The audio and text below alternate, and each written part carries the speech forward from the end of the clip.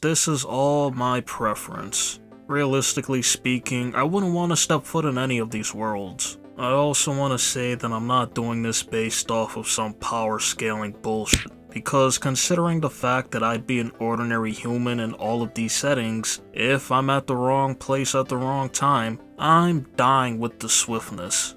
Yeah, I'm not about to sit up here and lie to y'all. I'm not that delusional. I am full aware that I do not have the ability to combat the bullshit that happens in these worlds that I'm about to discuss. The first honorable mention goes to Attack on Titan. I'ma be real, this just comes down to my bias. Attack on Titan has a 10 out of 10 plot, but it wasn't a story that I was wholeheartedly invested in. But for the sake of this video, none of that's relevant.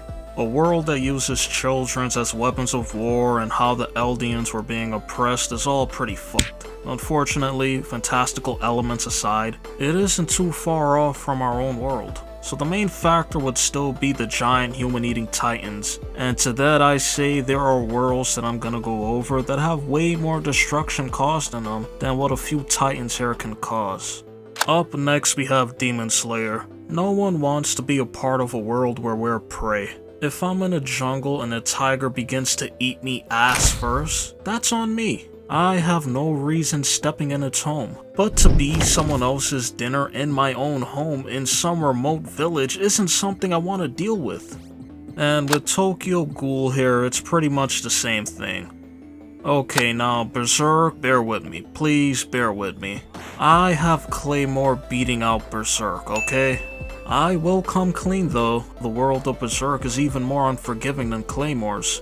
Hell, gun to the back of my head, I'd say Berserk is worse. But damn near everyone knows about Berserk, man. Let me give Claymore some shine, since this shit is never gonna get anything else in its lifetime. For the final honorable mention, I have to go with The Walking Dead along with any other zombie apocalyptic world because I'm tired of seeing zombies in media. As much vampire shit that's out there, I'm far more tired of zombies compared to any other supernatural entity that's out there. The same way some people have grown tired constantly seeing the evil Superman trope is the same way I feel about zombies. There should be an embargo placed on media to where zombies can't be used in anything for the next 20 years. I'm not even joking about that. The city of Townsville. Home to the Powerpuff Girls. And apparently it's also the home of constant kaiju attacks. I have no idea what attracts them to constantly come over and fuck up this town, but it's ridiculous. Maybe they could sense the chemical X within the Powerpuff Girls and that just draws them near and just makes them act up. Either that or it's God or the Earth's way of telling Townsville that it needs to go. And by go I mean being completely eradicated off the face of the planet. So with this choice, some might ask me, how can I pick this over Attack on Titan? The truth of the matter is that Attack on Titan is a far more graphic show than the Powerpuff Girls. I get that the fact that I'm even making this argument is pretty stupid, but if the Powerpuff Girls was allowed to have the same rating as Attack on Titan and was given a free reign to be more gruesome, I think it would be just as brutal and if not even more. Now factor in how often these attacks happen to Townsville. I just don't see how these two compare. And all of this isn't even taking into account all the other bullshit that goes on in Townsville as well. You got Mojo Jojo fucking shit up left and right. You got him randomly deciding when to bring on about hell on earth with their reality warping powers. And then you got street level nuisances. On further inspection, Townsville is worse than Gotham City. But not even Gotham City gets as fucked up as Townsville. And hey, not to get off track, but the girls are more brutal than Batman himself. And that's really saying something. Okay, next up is an easy choice, so I'm not gonna spend too much time on it. I got Earth in Invincible's universe. In this show, ordinary people get treated like wet toilet paper. Do I need to remind you of the subway scene? Listen man, I'm a New Yorker. I gotta get to work in the city. And a lot of the times, the subway trains are straight ass. There's always delays, the tracks always need some working on. It's ridiculous. But you know what? I'd much rather deal with delays than experience an alien father using his son as a human meat shield, and all while I reluctantly crash into him and turn into mush. When I think about how casualties would go if there were all-powerful superheroes and supervillains duking it out, this is how I imagine the world would look like. Like shit, with long periods of rebuilding. And that's all without mentioning an alien from another planet coming over to conquer and rule over us. I don't know about the rest of you guys, but I'd much rather be under the rule of a human asshole than a race of all-powerful aliens. And while I'm only talking about the Earth and Invincible, it's really the entire galaxy. Like, I can be fucking off all the way on planet Blue Box minding my own business and still have to worry about the Viltrum's reach. Alright, next we have the world of Pokemon.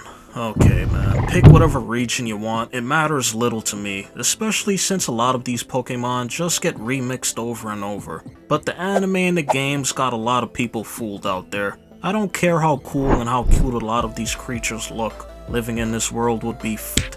Now maybe it's because I'm giving a lot of these Pokemon the personalities of animals in the real world, but I've already talked about this. People eat Pokemon, Pokemon eat Pokemon. I do believe that there's a small group of Pokemon who would end up eating humans. But even more than that, they would kill us. They would end us. We would seriously need to go through generations upon generations of evolution ourselves before we can even fuck with them. Wait, whoa, hold up.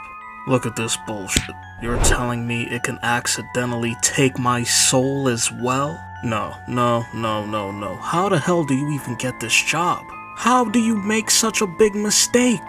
But nope, this world is completely safe. There's no. If you look at Pokemon, a lot of them are inspired by real animals. For instance, this Houndoom is inspired by a Doberman Pinscher. Now, an actual Doberman is a strong dog and is fully capable of killing a person. Now give that dog fire abilities and you have a walking, running, biting flamethrower that can kill people with ease. So I ask you people, would humanity really want to domesticate this sort of animal? Okay, that's a dumb question. As long as they could pet them, they don't care. But seriously, I don't want to live in this world where the delivery men could just be doing their jobs and they get torched. Or hell, you could just be minding your business going for a walk and you stand too close to a gate and now you're on fire. And this is just one Pokemon that I'm talking about here. You know how some seagulls or pelicans will eat whatever can fit in their mouth?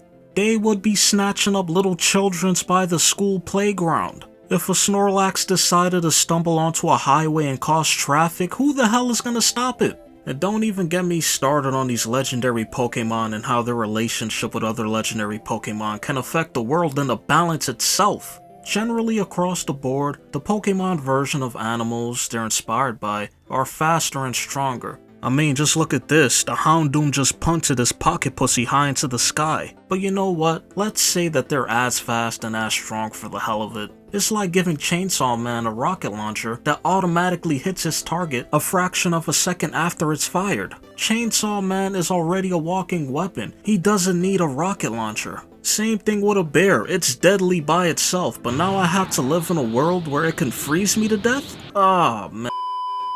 I would not survive in this world. We would not survive in this world. Moving on. Last but not least is the world of Claymore. Off rip, I'm not vibing with this old medieval time setting, but to make it worse, there are these shape-shifting Yoma creatures that are spread out far and wide and will eat you. Like ghouls, they can live right beside us and we'd never know. Unlike demons from Demon Slayer, these fuckers can be out in the sun, so you're not safe at night or in broad daylight. And before someone says that the demons in Demon Slayer or the ghouls in Tokyo Ghoul are way more powerful than the Yomas in Claymore, whether it's true or not really doesn't matter because your ass, just like my ass, are all going to die the same exact way. Nah bro, I'll train hard and fight back. Bro, you wouldn't even kill the chicken and cow that you eat off of your own plate. And for the few of you who go hunting and put down your own livestock, you're still dying, so shut up. Me personally, I don't want to live in paranoia. If I hear someone went missing out of nowhere, I imagine it would be difficult going to sleep at night knowing that me or my loved ones can be next. The only way you can be certain of who a Yoma is as a human would be to see them in the act of shapeshifting or eating another human. So good luck not getting caught. Luckily for the fragile humans of this world, there's an organization that sends out these Claymores who can seek out and dispatch of the Yoma. These Claymores have supernatural speed, strength, regenerative abilities, and heightened senses through their Yoki. And they're able to tap into this Yoki because they themselves have Yoma flesh embedded into their bodies. Yeah, to beat the monster, you gotta be the monster. Which brings me to my reason as to not wanting to be a part of this world. I mean, sure, I can talk about the gruesome looking Yoma and how otherworldly some of them look, but anytime a Claymore is pushed far enough and heavily have to rely on using the power of their Yoma have, they themselves run the risk of becoming a Yoma themselves. So just imagine some strong ass hero that came along to save your village who just slaughtered a dozen terrifying creatures without even breaking a sweat. You better pray that that hero never gets pushed far enough, because that same hero that saved your ass yesterday can be the same one eating you and the rest of your family a week down the road. And if that wasn't enough, when a Claymore is awakened, they get an automatic buff.